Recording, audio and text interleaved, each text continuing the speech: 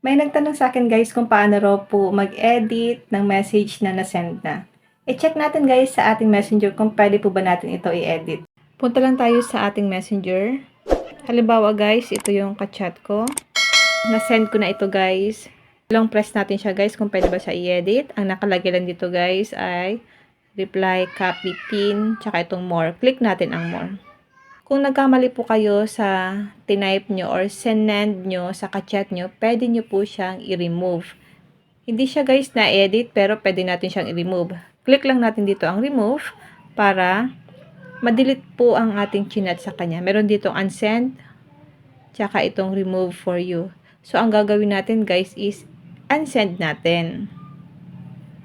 Ayan. Click OK. Ganun lang po kadali i-unsend ang na-chat natin kung nagkamali tayo guys. Hindi po natin siya guys ma-edit yung tinype natin sa kanya. I-unsend nyo na lang po.